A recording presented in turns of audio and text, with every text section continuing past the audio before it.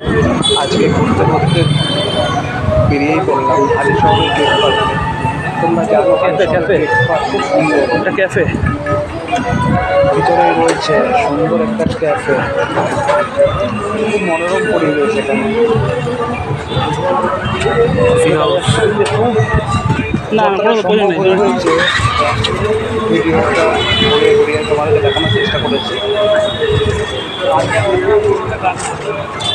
ভিতরে খুব সুন্দর, গঙ্গার পাশে এই পার্কটি অবস্থিত।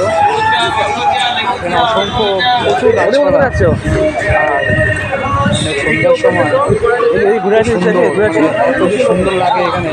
ভর্তি তোমার দোকানপাট, খাবারের দোকান, হ্যাঁ, আর বাচ্চাদের খেলনার দোকান, মানে খুব সুন্দর। চলো গঙ্গাটা দেখো। তোমরা যদি তোমরা আসলে এদিক দে পড়ে যাও না আবার দেখি। বিকেলবেলাতে ঘুরতে ঘুরতে কখনো এখানে এসো। হালিশহরের গেট পার্ক বলে পরিচিত এটা। একদম হালিশহর পৌরসভার পাশেই, গঙ্গার পাশেই যে এই পার্কটা। আস্তে আস্তে পার্কের সামনেতে যাচ্ছি।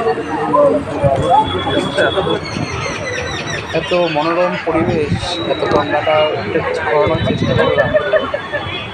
আকাশে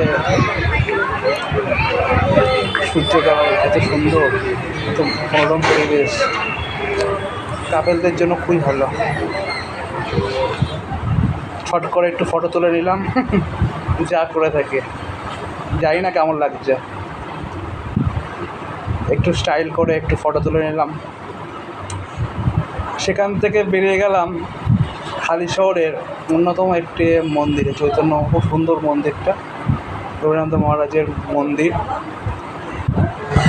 সেখান থেকে মন্দিরের ভিতরটা তোমাদেরকে দেখানোর চেষ্টা করছি। এই মন্দিরটাতে খুব সুন্দর, আগেও এসেছি এই মন্দিরটাতে, এতটা সুন্দর মানে এখানে গেলে মন শান্তি হয়ে যায়, এতটা মানে খুব সুন্দর মন্দিরটা। হ্যাঁ, তোমরা